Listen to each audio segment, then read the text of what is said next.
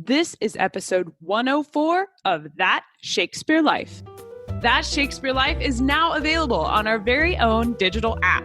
This app works on your tablet, phone, or TV and lets you explore the history of William Shakespeare with exclusive content, interviews, and documentaries not available anywhere else. You can cook, dance, and play your way through the life of William Shakespeare, all without any commercials.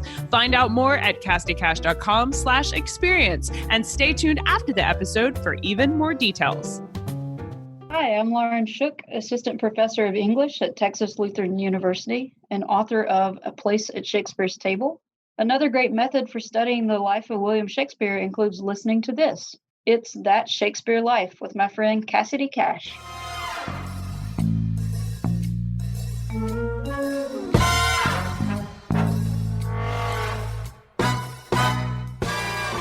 When Queen Elizabeth was crowned, it was likely the same question everyone in England was asking themselves: will Elizabeth be killed or will she kill?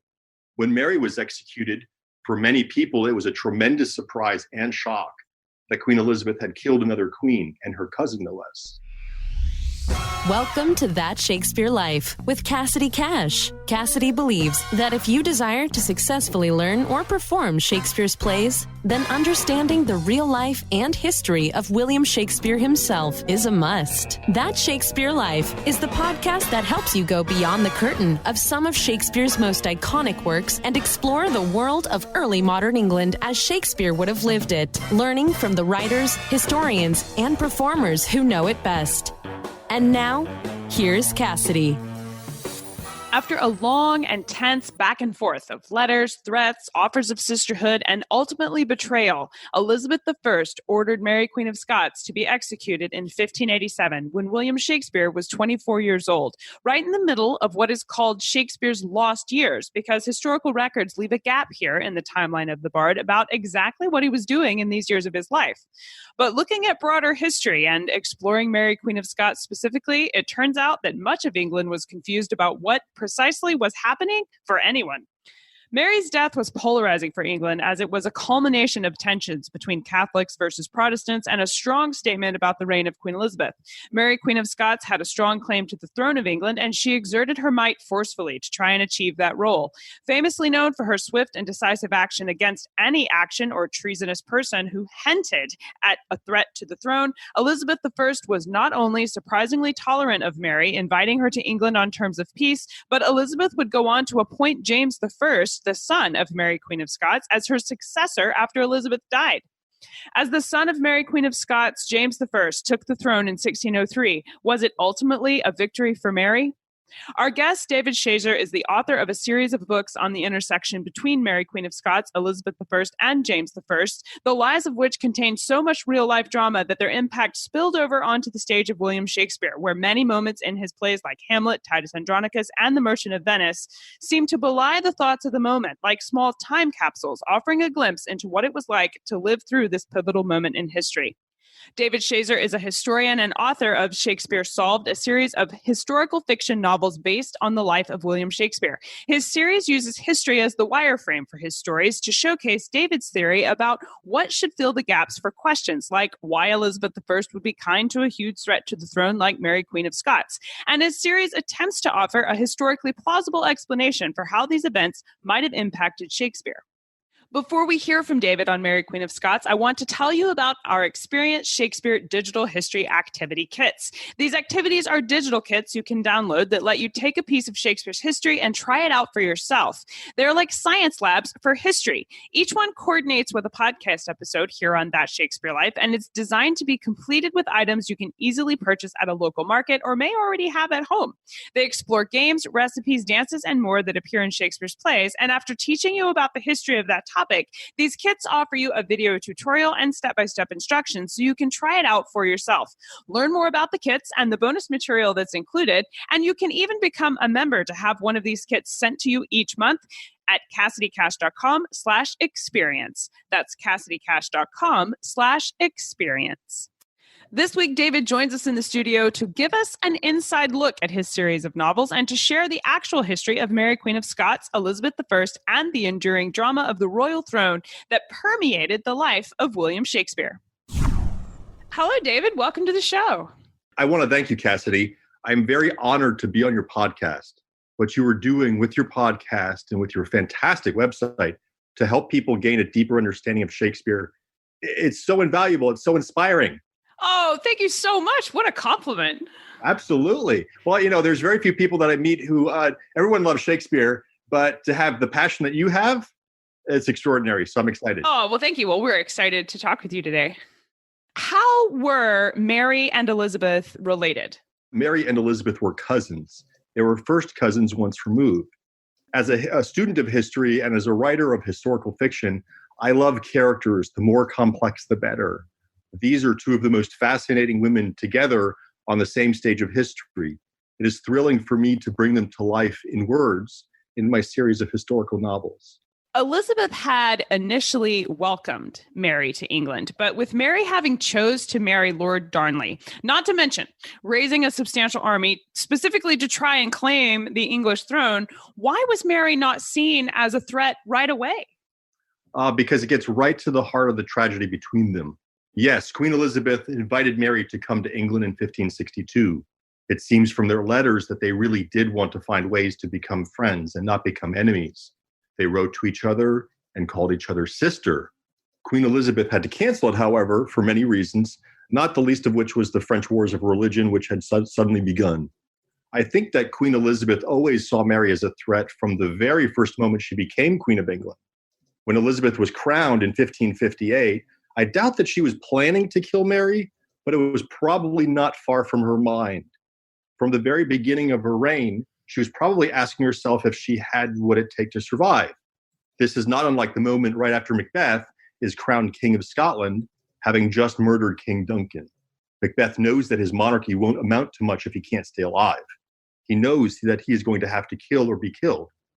When Queen Elizabeth was crowned, it was likely the same question everyone in England was asking themselves: will Elizabeth be killed or will she kill? When Mary was executed, for many people, it was a tremendous surprise and shock that Queen Elizabeth had killed another queen, and her cousin, no less. So who reported the plot to murder Elizabeth I in 1586?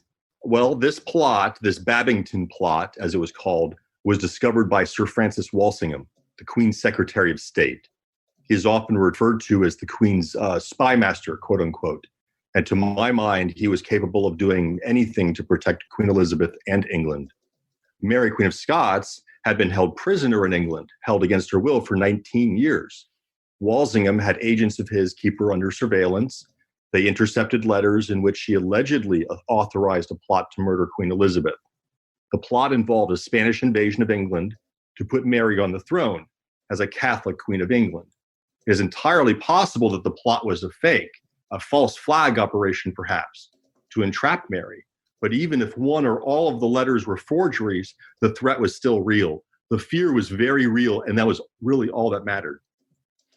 Was there a trial after they discovered this? Yes, there was a trial, but most people would agree that it was far from a fair trial. By our standards today, it was a kangaroo court or show trial. There were no witnesses. Mary was not allowed a lawyer to defend herself. She could not mount a legal defense. It was her word against theirs. This was not a speedy trial. It was an incredible rush to judgment. The letters, for example, were intercepted in July. The conspirators, 14 men, were executed in September, only about 8 weeks later. Mary was tried and sentenced to death in October, only about 13 weeks from the time that the letters were first intercepted. Shakespeare, he knew something of the law. He worked as the legal clerk in Stratford at the time of the trial. To him, this incredibly hasty trial, for a queen no less, would have been deeply, deeply troubling. He shows something of his opinion of the Tudor judicial system in his Merchant of Venice play, in which Shylock does not get the justice he deserves. Mary is the obvious target for plots against the queen, but were they true? I mean, was Mary actively trying to overthrow Elizabeth I, or were all of these accusations things like a entrapment letter or scheme? I do think that the plots were true and that she was actively scheming against Elizabeth. However, that does not mean that these plots were going to work. And I don't think that they were in advanced stages of development, from what I can tell. For example, Spain had not really begun to prepare for the Armada. That happened after Mary was executed. Mary herself could not have been seen as much of a threat. She was not healthy. She was almost completely lame and needed help to walk. She might have been able to ride a horse, but she was not in any shape to ride all over England and lead an army against Elizabeth. It is true that as long as Mary was alive, she might have caused another rebellion in England, like the Rising of the North in 1569. It was a short, bloody, and terrifying rebellion. Also, as long as Mary was alive, she might have inspired a Spanish invasion. Spain was the only superpower at the time with an experienced and professional navy. England was a very weak and poor nation by comparison, with fewer ships and without a professional military. Mary was a queen without a throne, without her country, without an army, and without much support. Power was entirely symbolic, more imaginary than real. I show in my novel how Mary was killed more for what she might do than anything she did do, could do, or would do. She was killed out of fear. I also show how there were people in England who had been afraid of Mary and how they now found themselves afraid of their own queen, Elizabeth. Mary was very quickly after her arrival in England imprisoned under house arrest, but she did not stay in one castle for this. Why did she move around from castle to castle? Primarily, it was done to keep her from being rescued or from making an escape. I think there is another reason, however, for her moving around so much. It was done to hasten her death. Mary's health was never very good. When she moved to Tutbury Castle, there were fumes from a nearby marsh. Alison Weir wrote that they were, quote unquote, malevolent fumes. It makes you think that Queen Elizabeth might have wanted Mary to get sick and die from them. Mary did suffer illnesses and injuries over the years while imprisoned. Elizabeth did not allow her to go hunting, for example, which was a great form of exercise, of course. This is why Mary's health was so bad when she died. Mary had wasted away for many years, like King Richard II, who says that time wasted him, that time had killed him slowly. Well, time did waste her away, but Queen Elizabeth seemed to do everything she could to make time take an even greater toll on Mary. 4 days before she was executed, Mary even compared herself to King Richard II, whom King Henry IV had imprisoned, of course, and then murdered. Mary suspected that Elizabeth was going to assassinate her in secret in the castle where she was held, to avoid the public spectacle of an execution. In those last days, I think Mary apparently knew that Elizabeth wanted her dead. If people don't think that Elizabeth could be that calculating and cruel, well, I remind them that she did not honor Mary's request to be buried in France. And she also left Mary unburied for almost 6 months. After all of the movements around and all of the is she going to kill her, is she not, questions that were being asked, finally, Mary was sentenced to death. Now, Yes. Which castle was chosen as the place of her execution? I love this question. She was executed in the Great Hall at Fotheringay Castle. I think that it was an incredibly strange place to kill Mary. As first cousins, Mary and Elizabeth's common ancestors were King Henry VII and his wife, Elizabeth of York. Henry, who founded the Tudor dynasty, gave that very castle to Elizabeth as a wedding gift. In my novel, I show Mary at Fotheringay before her execution. She thinks that Elizabeth wants her to die at that very castle in order to destroy the place where the Tudor dynasty was born. She thinks that Elizabeth wants to blight the castle, to scorch the earth where the Tudor dynasty had first sprouted, to poison the well from which both she and Mary sprang. Mary was quite grandiloquent and very Catholic as she approached her death. What were some of the rites and rituals she went through as she approached the execution? You chose a great word, grandiloquent. Yes, she was quite grandiloquent. When you read about her final hours, doesn't she remind you of Shakespeare's Cleopatra character? That's a very, very good parallel, yes.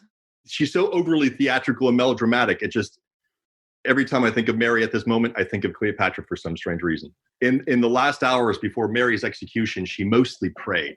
She had her feet washed. Her servants prayed over her. She asked for a servant to read to her about a saint.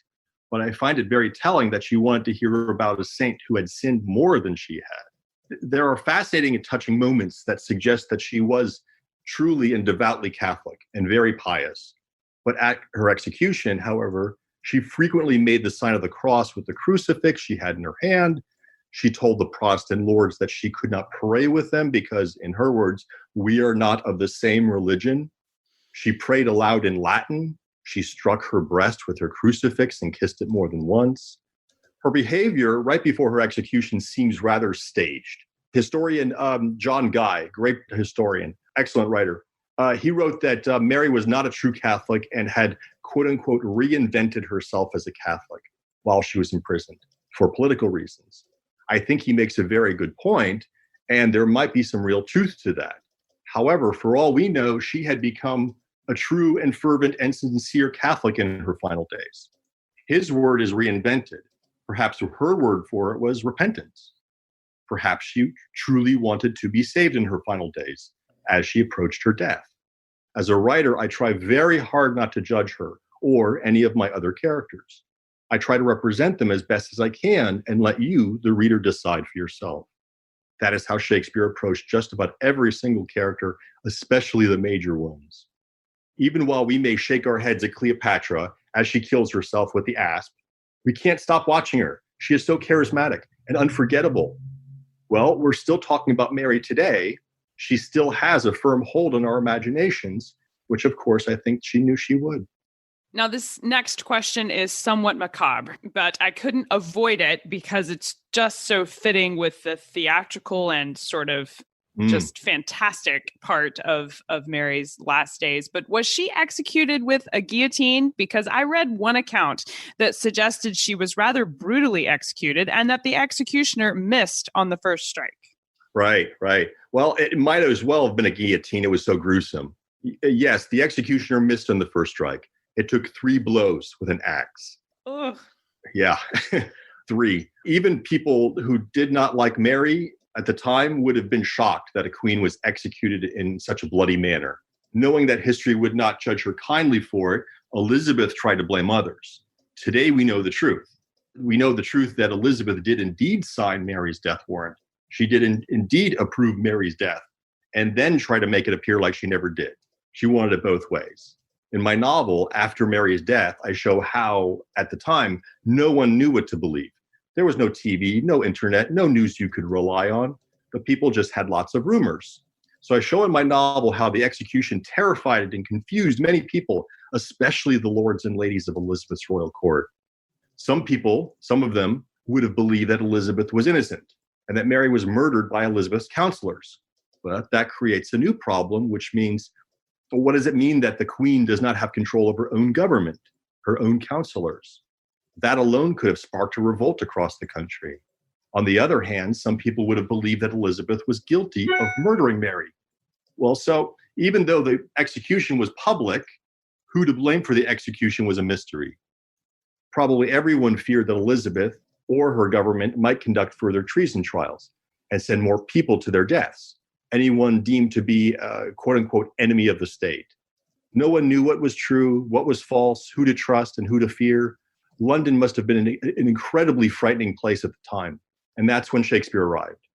It is my contention that Shakespeare wrote his first play, Titus Andronicus, to get Queen Elizabeth to reveal herself, to gauge her intentions, and to quote-unquote catch the conscience of the queen.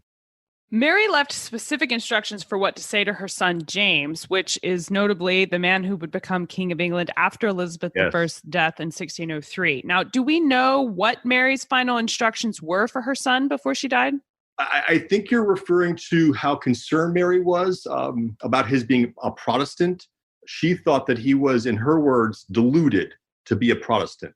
She wanted James to be converted to Catholicism, presumably to garner support from the Pope and King Philip of Spain. It is curious, however, that she also wrote letters to the Pope and to a high-ranking Spanish official, Mendoza, if I recall correctly, to confer on them her rights to the throne of England. So as long as her son was a Protestant king, she did not want him to inherit her claim to the English throne. She would rather give it to King Philip of Spain, England's greatest enemy. I think that is really telling. She was likely trying to provoke King Philip into seizing the English throne from Elizabeth. So right up to her final hours, Mary was scheming to destroy Elizabeth. Of course, in her mind, in Mary's mind, to her defense, she thought that what she was doing was for the benefit of England. Well, it almost worked. King Philip did send several armadas, not just one, over the years to conquer England. I often wonder if he would have sent the armadas at all had Mary not been executed. How old was James when his mother was executed? What was it like for James when this happened? I mean, he was quite young when this occurred. Sure, yeah. Well, he was 20 years old at the time of his mother's execution. He had been King of Scotland for many years. He inherited the throne from her when he was only 13 months old. I can't believe that. He had never seen his mother in person, and he had no memories of her. Sadly, he grew up without parents, which explains a lot. The reports of his reaction to Mary's death, they contradict each other. Depending on who you believe and who wrote what at the time, when he received the news of Mary's death, he was sorrowful or gleeful or stoic or grief-stricken. Take your pick. So I have a different theory. I approach it from a different perspective. I think he experienced all of these emotions. He likely went through many stages of grief, including rage and shame, over and over, day after day, hour after hour. He probably blamed himself partly for her death too. He never fought for Mary much while she was imprisoned. Not that it would have done much good. Also, even if he had tried to prevent Mary's execution, it might have helped her, but hurt his chances to become King of England. It was an impossible situation all around for all of them. He was probably not unlike Hamlet at the beginning of the play, when his grief over his father's death is so overwhelming, a grief that turns to a desire for revenge. From what I can tell, King James plotted his revenge against Queen Elizabeth from that very moment. But he also had to be careful, of course, because he didn't want to do anything that would jeopardize his chances of being her successor. In other situations, the actions by Elizabeth to execute Mary Queen of Scots would have been grounds for war. And it's surprising to me that we hear very little about any Scottish outcry or public condemnation over it from James, who had tremendous reason to oppose her death. And as the son of Mary Queen of Scots, how is it possible that James was not only not seen as a threat to Elizabeth I, but was actually chosen by Elizabeth as her successor? This does not make sense to me at all. Can you please reconcile this for us? You are not alone, Cassidy. I'm with you right there. It seems incredible to me, too. I think it's just too incredible to believe. I just don't believe it. Truth is stranger than fiction. Yeah. Completely. And the fiction that I've created to explain the truth may not make sense to a lot of people. It may not persuade everybody, but guess what? It's the most elegant way I can figure it out. And I think it will satisfy most people's curiosity for the time. I think it's just too incredible to believe. James was always a threat that hung over Elizabeth's head from the very time that he was born. So even in my very first novel, which covers a single year, 1587, the year of Mary's execution, I show how afraid Elizabeth was of James, too. She was terrified that James would make an alliance with a foreign power, primarily Spain, and sweep her from power. She also later became afraid that King James would make an alliance with someone like her royal favorite, the Earl of Essex, to dethrone her. It is part of the reason why she executed Essex, beheading him in 1601. So these beheadings did not stop. Essex is a major figure in my series of novels. I love him so much. He was very close to Shakespeare, who wrote plays for and about Essex, who had his own claim to the throne. Also, I don't believe that Queen Elizabeth did choose James as her heir. The historian, John Guy, he wrote that the story that Queen Elizabeth chose James is a quote-unquote myth, that it is unsupported by solid evidence, as he wrote. I think he makes a great point. So, but as a writer, writing historical novels, I have to piece together the events in a way that is elegant and makes sense and, explains how James was chosen as her successor when I have every conviction that she never wanted that whatsoever. Wow. John Guy is standing against quite a mountain of scholars to make that kind of claim. Yeah. I always thought Elizabeth was taking a kind of keep your friends close, but your enemies closer approach to James I. Well, I think that she needed him for some reasons. She needed to buy him off for some reasons. She was afraid of him, and she was just doing the very best that she can. And I completely understand where she's coming from. And it's not great. It's not terrible. It's not evil. It's what it was. It was politics of the day. It's the way that I described the succession from Queen Elizabeth to James. It's a little bit too early for me to talk about it right now because I haven't written that yet. I mapped it out, in terms of an outline. Suffice it to say that my depiction of these events will be very, very surprising to people. Well, I know we would love to explore this topic further. Certainly, there's a lifetime of history here that we could dive into. But what are some of your favorite books or resources that you can recommend we use to learn more? Well, for all of these people and subjects, there's a lot to recommend. There's the biographies of Queen Elizabeth, of course, by Antonia Fraser, Alison Weir, John Guy, Anne Somerset, Susan Ronald. There are many, and they're all very good. The biographies of Mary by Antonia Fraser, Alison Weir, and John Guy, all of them excellent and worth reading. For King James, I recommend the biographies by Antonia Fraser and Alan Stewart, although a lot of my research about him has been online and through other books in which he appears, like James Shapiro's great book, masterful book, The Year of Lear, Shakespeare in 1606. When it comes to Shakespeare himself, I recommend that people should read absolutely everything they can about him, even the stuff that doesn't make sense or is confusing or, might challenge your thoughts. Yes. Right, exactly. Contradict what you believe. And people should make an effort, of course, to watch all of his plays, especially the ones that are rare, like Pericles or King John. The more you read Shakespeare's works, in my opinion, and books about him, the more fascinating he becomes. It's just endlessly fascinating.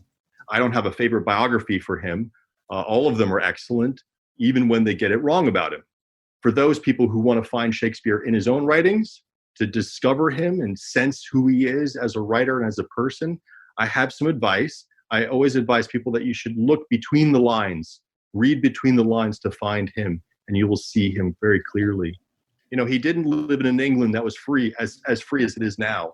He was unable to express and reveal himself as fully as he would have liked. People sometimes say that Shakespeare didn't leave any or enough evidence of his life to prove his existence.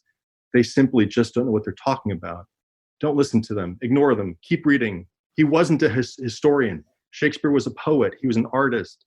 Unlike many artists, he did not seek personal fame. He did not write to glorify himself. So there are great online resources, starting with your awesome website and podcast, of course. Thank you. You're welcome. I love reading Sylvia Morris's Shakespeare blog. She's really very good. I'm a huge fan of Shakespeare's Globe website and the Royal Shakespeare Company, of course. I think I have all their DVDs of the productions going back over the years. The productions by Dominic Dromgoole at the Globe, I consider to be the best, especially for beginners, and they also have subtitles. These DVDs have subtitles, which are very, very helpful. That's excellent resources. Now, we do have a list of all of Shakespeare's plays and where you can watch them on YouTube available on the website. So I'll make sure to link to that in the show notes. So if you would like to have a no excuses way to make sure you have seen at least one version of all of Shakespeare's plays, you'll have a place to do that. And we'll also link to every single one of these resources that David has provided today. So you can find those all in the show notes as well. Now, David, we ask everyone this next question here at That Shakespeare Life, and that's, what's the one book you would take with you on a deserted island? My friends in England tell me I'm supposed to allow you the complete works of Shakespeare and a copy of the Bible, so your choice would be in addition to those. Well, okay, that's tough. Yes, of course, take the complete works of Shakespeare. There's some of his plays. I've read them so many times, and I can read them over and over again, like Merchant of Venice, which is my personal favorite play of his. As far as a Bible, it's hard to choose. I regularly read the Bishop's Bible, the English Standard Version, and the Geneva Bible. I love the marginal notes. It is really simply impossible to understand Shakespeare without an understanding of the Bible. But I guess I would have to choose the King James Version with the Apocrypha. I studied how it was created during the first years of King James's reign. It's a fascinating story and very relevant to what Shakespeare was doing. It's going to be a very major plot line in the novels that I'm writing. For the third book to take, oh boy, I would have to choose the Riverside edition of Chaucer. Chaucer is so funny. He's so entertaining on so many levels. Also, like Shakespeare, in my opinion, I think that most people misunderstand Chaucer. He had a very, very big influence on Shakespeare's writing, perhaps the greatest influence of all. I plan to show this in the course of my novels, how Chaucer influenced Shakespeare. Those are great choices. You'll be well set up on your deserted island with a lot of excellent reading material. Well, what's next for you? I mean, I know you're working on your novels. Is that your latest project right now? That is taking all of my time and then some. If I could duplicate and multiplicate and triplicate myself into 4 other people, I could do that. I have so much work to do. Well, by the end of this year, I plan to publish the first book in my Shakespeare Solved series of historical novels. I'm very excited to introduce people to a young William Shakespeare in 1587 and to show his transformation from a humble glovemaker to an actor and playwright. I think people will really enjoy walking in his shoes and seeing the world through his eyes. When people read my novels, I think they will see for themselves how Shakespeare's career and his success could not have happened to anyone else. He served in the royal court for about 25 years, where he boldly spoke truth to power to both Queen Elizabeth and King James. Only a good and decent young man from the English Midlands could have done that. I plan to complete a new novel, hopefully every year or so for the next several years, so I'll be busy, to tell this whole story, the whole story of his life and works, and to show how William Shakespeare, he helped England, and he also helped England in the early modern period become the model for the whole of our Western civilization today. Well, I know we will look forward to following all of your complete series, and I can't wait to read 1587 and dive into the first of the Shakespeare Solved series. David Schajer, really fast. Thank you so much for being here and for talking with us about Mary, Queen of Scots, and her role in the life of William Shakespeare. This has been delightful. Thank you so much. Thanks, Cassidy. Don't forget about the show notes for this week, along with the links to the resources David recommends and a link to David's series of novels. We have also included links to where you can watch every single one of Shakespeare's plays on YouTube. Not all of these productions are professionally done, but many are from companies you might recognize, like the Royal Shakespeare Company, with actors like Laurence Olivier and Dame Judi Dench. They're all free to watch on YouTube. We've gone and tracked them down and made a list. And what this list does provide is exactly what David recommends, and that's the opportunity to see every single one of Shakespeare's plays performed, even the ones which are less likely to be performed at your local theater, like Pericles or King John. Discover all the resources from today's episode, including this free list of plays, at CassidyCash.com/episode 104. That's CassidyCash.com/EP104. How would you like to see the video of this week's interview? You can watch this interview, as well as other exclusive interviews not available anywhere else, right inside That Shakespeare Life app. That's right! That Shakespeare Life is now streaming on our very own digital app. We are very excited to make this available, and not only can you stream podcast episodes anywhere you go, but the app contains exclusive content like activities, games, documentary shorts, expert interviews, and animated plays, all free from ads and available anywhere you might be. You can learn Shakespeare's history from the experts who know him best while you're in the carpool line, cooking dinner, or even while you're working out. Take Shakespeare history with you wherever you go, all without any commercials. Download the app now at CassidyCash.com/experience. That's CassidyCash.com/experience. That's it for this week. Thank you for listening. I'm Cassidy Cash, and I hope you learned something new about the Bard. I'll see you next week. Bye-bye. Thank you for listening to That Shakespeare Life. As always, the best conversations happen after the episode over at CassidyCash.com. Become a part of a vibrant Shakespeare conversation by adding your voice over at the website. Until next time, remember, when you want to know William Shakespeare, you have to go behind the curtain and into That Shakespeare Life.